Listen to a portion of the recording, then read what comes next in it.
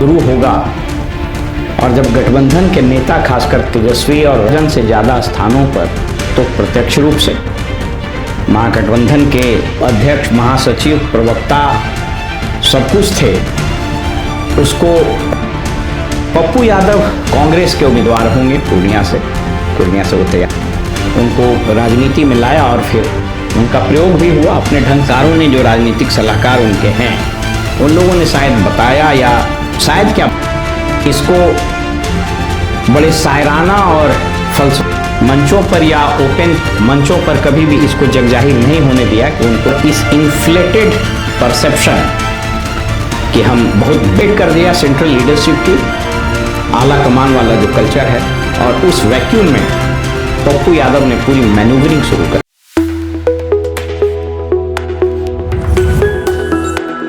रहीमन धागा प्रेम का मत तोड़ो चिटकाए, टूटे से फिर ना मिले, मिले गांठ परी जाए। नमस्कार, मेरा नाम है ओम प्रकाश यादव और आप देख रहे हैं वॉइस ऑफ रिपब्लिक। रहीम का ये दोहा आज मैं इसलिए कह रहा हूं कि महागठबंधन में जो गांठ पड़ी है, अब वो वक्त उसको कैसे खोलेगा, या जो जख्म गठबंधन के बीच हुआ है, महागठबंधन के बीच, वो वक्त उस पर मरहम कैसे लगाएगा, ये तो आने वाला वक्त बताएगा। लेकिन एक शेर है, दुश्मनी जमकर करो लेकिन ये गुंजाइश रहे, दुश्मनी जमकर करो लेकिन ये गुंजाइश रहे, जब कभी हम दोस्त हो जाएं तो शर्मिंदा ना हो। अब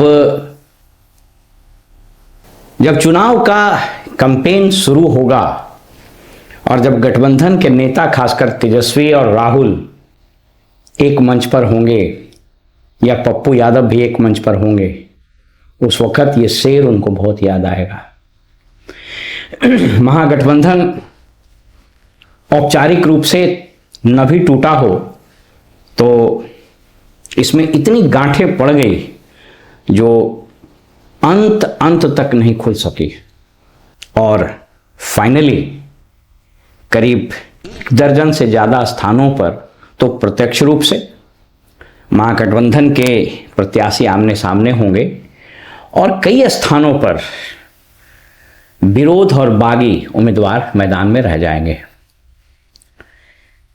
आइए जानते हैं इसका इनसाइड स्टोरी क्या है और ये कैसे शुरू हुआ। इसने पूरे महागठबंधन रूपी लंका को हनुमान की तरह छिन्न भिन्न किसने किया और क्यों किया,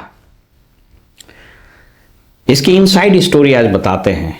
और जो मेरी सूचना है वो आरजेडी, कांग्रेस और महागठबंधन के बड़े नेताओं से अनौपचारिक बातचीत के आधार पर है।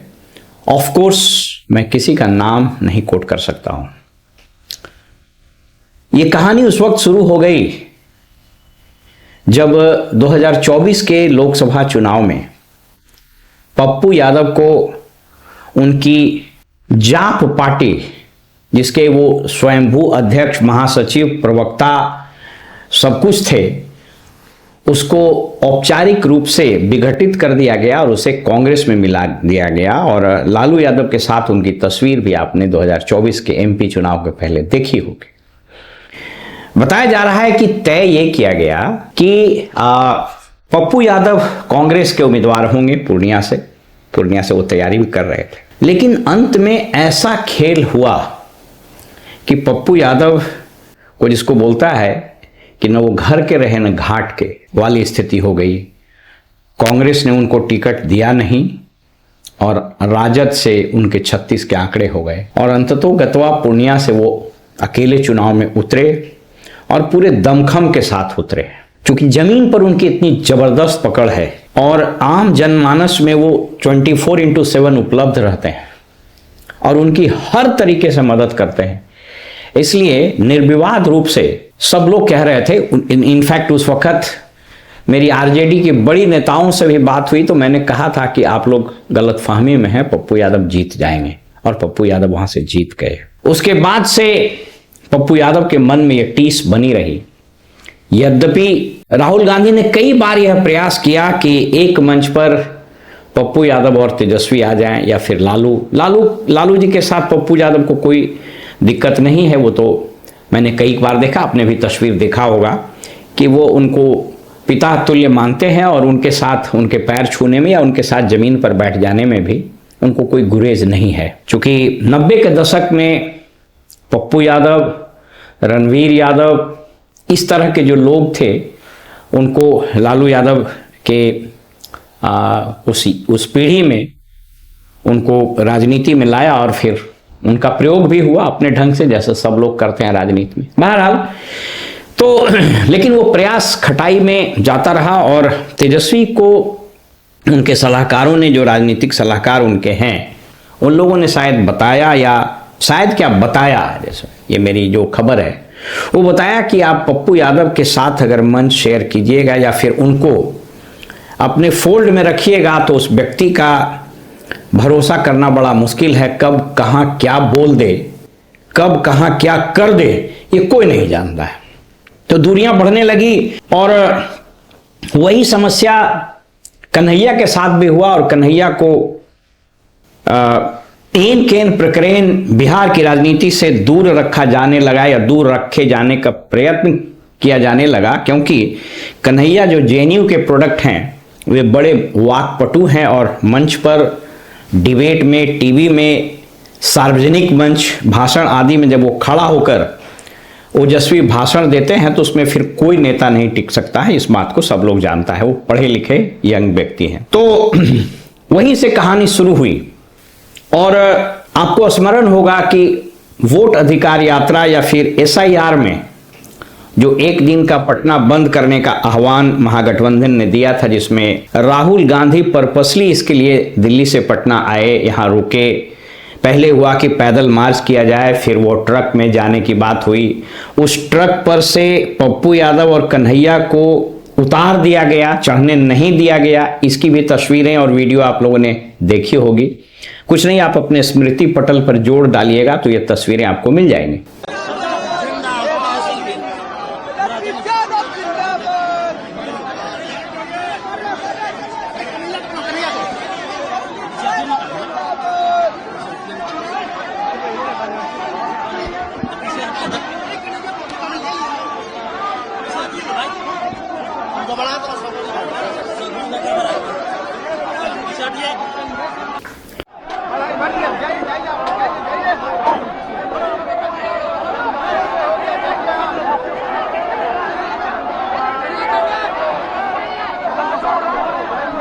तो वो जो घाव था, वो जो अपमान का विष था, वो पप्पू यादव और कन्हैया दोनों ने पिया।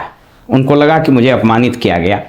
तो चूंकि कन्हैया थोड़ा सोफिस्टिकेटेड है, उन्होंने इसको बड़े शायराना और फलसफाना अंदाज में लिया और कभी भी राजनीतिक मंचों पर या ओपन मंचों पर कभी भी इसको जगजाहिर नहीं होने दिया कि उनको इसको लेकर के कोई दुख है, तकलीफ है। लेकिन पप्पू यादव वो आउटस्पोकन है और अपने आदत के मुताबिक उन्होंने कई जगहों पर इस बात की चर्चा भी कर दी और वो दर्द, वो जो अपमान है, उसको उन्होंने उस वक्त संजो लिया कि इसका हम बदला लेंगे। उसके बाद 2025 विधानसभा का चुनाव का बिगुल बजा। मैंने अपने एक पुराने वीडियो में बताया था कि 2025 में जो वोट अधिकार यात्रा राहुल गांधी ने शुरू किया, वहां पर एक राजनीतिक मिस्टेक आरजेडी के नेताओं से हुआ, क्योंकि भीड़ इनकी, मंच इनका, लोग इनके, झंडे इनके और मीडिया का अटेंशन ले गए राहुल गांधी। तो सेंटर ऑफ अट्रैक्शन में राहुल गांधी। तो मैंने उसमें एक बार वीडियो में बताया था कि वोट अधिकार यात्रा में तेजस्वी को बहुत नुकसान होगा। उस वोट अधिकार यात्रा में जिस तरह का जन समर्थन उमड़ा और विभिन्न जिलों में रात्रि विश्राम के बाद राहुल गांधी अपने निराले अंदाज के कारण लोगों से मिलते रहे, उसके कारण कांग्रेस रैंक एंड फाइल में ये गलतफहमी तो मैं नहीं कहूंगा, लेकिन उनको ये लगा, इन्फ्लेटेड वो हो गए कि लगता है कि हमारा जनाधार बहुत बढ़ गया है। और वहीं से महत्वाकांक्षा बिहार के कांग्रेस के नेताओं के बीच बहुत तेजी से पनपने लगी। और यहीं से पप्पू यादव ने इस महत्वाकांक्षा और इस इन्फ्लेटेड परसेप्शन कि हम बहुत बेहतर कर सकते हैं, इस इन्फ्लेटेड परसेप्शन को पप्पू यादव ने भांप लिया और इस परसेप्शन को लेकर वो दिल्ली चले गए। आप सब लोग को पता है कि पप्पू यादव की पत्नी सिख समुदाय से आती हैं और उनके प्रियंका गांधी और सोनिया गांधी से, इवन राहुल गांधी से बड़े अच्छे संबंध हैं। कदाचित इसीलिए उनको दूसरे प्रदेश छत्तीसगढ़ से राज्यसभा भेजा गया जब वो हार गई थी चुनाव। तो वहां पर एंट्री मिली पप्पू यादव को और पप्पू यादव ने यह परसेप्शन वहां क्रिएट किया कि कांग्रेस को अपने बल पर खड़ा होना चाहिए। एक तीर से दो निशाने कांग्रेस को भी लगा होगा।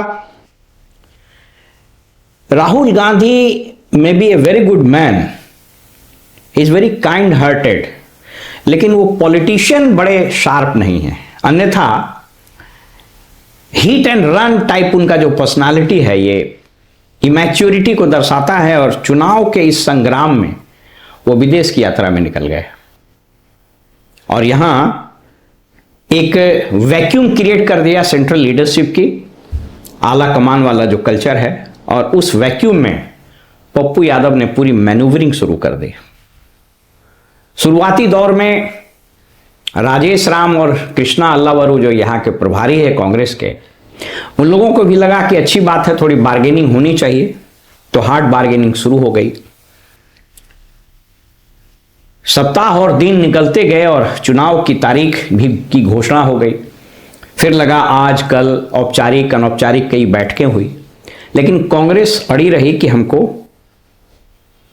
70-75 सीटें मिले।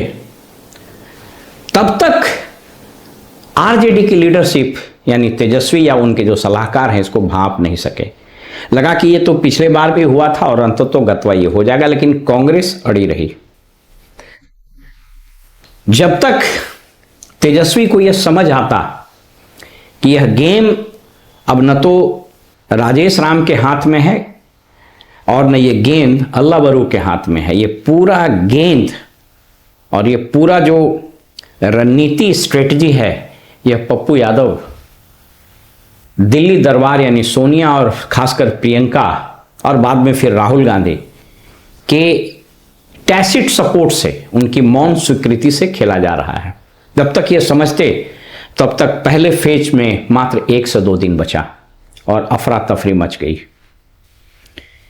इस बीच में मैंने अपने एक पुराने वीडियो में बताया था कि तेजस्वी की यह रणनीति थी कि हम सीटों की घोषणा को इतनी दूर तक, इतने देर तक डेफर करते रहेंगे, टालते रहेंगे कि मुकेश सहनी के पास कोई स्कोप नहीं बचे कि वो दोबारा किसी दूसरी पार्टी के संपर्क में, खास करके एनडीए के संपर्क में जा सके।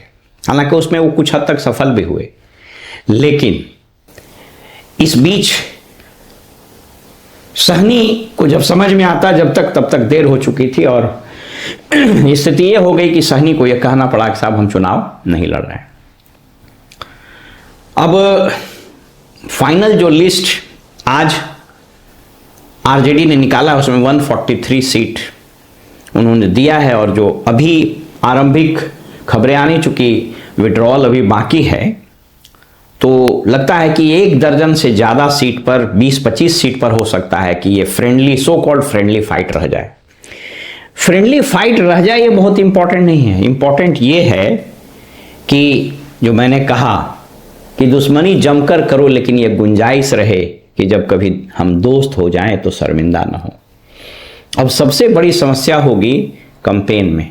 एक चीज़ और आप याद रखिए, पप्पू यादव को कांग्रेस ने हेलीकॉप्टर मुहैया करा दिया और वो हेलीकॉप्टर से घूम रहे हैं और कांग्रेस के पदधारक नहीं होने के बावजूद, स्टार कैंपेनर नहीं होने के बावजूद वो स्टार कैंपेनर है। कांग्रेस का कोई नेता अभी प्रचार में नहीं उतरा है, क्योंकि कांग्रेस के अध्यक्ष अपने सीट के लिए जद्दोजहद करते रहे। वहां पर हुआ कि सुरेश पासवान जो पूर्व मंत्री हैं उनको उतारा जाएगा आरजेडी का, हालांकि वो सॉल्व हो गया। कांग्रेस के कई एमएलए की कुछ की सीट कट गई, कुछ विद्रोह शुरू हो गया। हालांकि अखिलेश सिंह बीच बचाव किए और अखिलेश सिंह के आने से थोड़ी स्थिति सुधरी, लेकिन तब तक बहुत देर हो चुका था। अखिलेश सिंह अपने चक्कर में थे कि भाई मेरे बेटे को टिकट मिल जाए, तो सबका अपना अपना दाव है।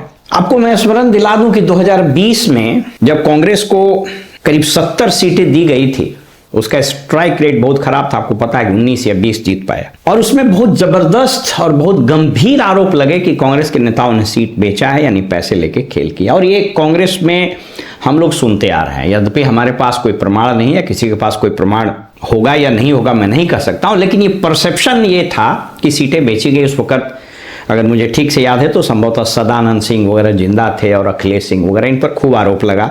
और ये आरोप जब लगता है तो इसको ऐसा समझिए कि धुआं वहीं उठती है जहां कुछ न कुछ आग होती है, तो वो आग थी और कांग्रेस ने उसको, प्रदेश नेतृत्व ने सीटों को बहुत बेचा। तो खैर कांग्रेस का स्टेट लेवल पर कुछ है नहीं, तो उन लोगों ने इसमें सीट वगैरह बेचा हो, इस संभावना से भी कोई इनकार नहीं कर सकता। लेकिन मैं इस राइडर के साथ बता रहा हूं कि मेरे पास इसके कोई प्रमाण नहीं है। तो स्थिति अब यह हो गई है कि अब महागठबंधन का जब ज्वाइंट कैंपेन शुरू होगा, तो जब राहुल गांधी और तेजस्वी एक मंच पर होंगे, तो उस वक्त उन लोगों को रहीम कवि का यह दोहा जरूर याद आएगा, रहीमन धागा प्रेम का मत तोड़ो चिटकाए, टूटे फिर ना मिले, मिले गांठ परी जाए। अब इसको आप राजनीतिक अपरिपक्वता कहें या दोनों पक्ष के रणनीति का, स्ट्रेटजी का, चक्रव्यूह में योद्धाओं का टकराव कहें या एक राजनीतिक भूल कहें, यह आपके विवेक पर निर्भर करता है। लेकिन इतना तय जरूर है कि जो इनिशियल इफोरिया क्रिएट हुआ था महागठबंधन के पक्ष में, क्योंकि नीतीश कुमार के खिलाफ जो एंटी इनकम्बेंसी का वेव वो जितना स्ट्रॉन्ग शुरुआती दौर में था, इनफैक्ट अभी भी है, लेकिन उस पर ये पूरा जो पॉलिटिकल बिकरिंग, जो आपस में जो झगड़ा है महागठबंधन का, ये उस पर कुछ दिन के लिए सही लेकिन हावी जरूर हो गया। और इसका प्रत्यक्ष रूप से असर जमीनी कार्यकर्ताओं के कोऑर्डिनेशन, कैंपेन और वोटिंग में जो वोट कटेंगे उस पर तो निश्चित रूप से पड़ेगा। अगर मैं थोड़ी देर के लिए मान लूं कि 12 से 15 सीट पर ही फ्रेंडली फाइट हुआ, तो ये 15 सीट ही अगर आरजेडी लूज की तो फिर उसकी संख्या बहुत सिमट सकती है, और ऐसे में तेजस्वी के लिए मुख्यमंत्री बनने का जो सपना है वो फिर अगले 5 साल के लिए दूर हो सकता है। वहीं दूसरी ओर जो दिलचस्प खबरें आ रही हैं, वहां पर भी यही शेर लागू होता है, दुश्मनी जमकर करो लेकिन ये गुंजाइश रहे कि जब कभी हम दोस्त हो जाएं तो शर्मिंदा ना हो आप। अमित शाह के भाषण पर सुनिए, उन्होंने एक निजी टीवी चैनल पर क्या कहा कि हम कौन होते हैं मुख्यमंत्री बनाने वाले हैं, मुख्यमंत्री तो विधायक दल जब बैठेगा तो विधायक लोग चुनेंगे। अब देखिए दुश्मनी जम के हो रही है, लेकिन ये गुंजाइश छोड़े हुए हैं कि जब मिले तो शर्मिंदा ना हो। इसलिए दोस्तों, कोई जो शेर बनता है ना, कोई जब कहावत और दोहा बनता है ना, उसमें वो शायर और वो कवि अपने उम्र भर के तजुर्बों को निचोड़कर शब्दों में, वाक्यों में पिरोकर हमारे सामने रखता है। प्रश्न ये उठता है कि हम और आप, ये राजनीतिक दल, दीवार पर या रेखता में लिखी इन इबारतों को पढ़ पाती है या नहीं। फिलहाल हम सबको कैंपेन शुरू होने और उस मंच पर दोनों के एक साथ मिलने और न मिलने के कारण यह शेर को फिर से पढ़ने का मौका मिलेगा। तब तक हमें दीजिए, नमस्कार।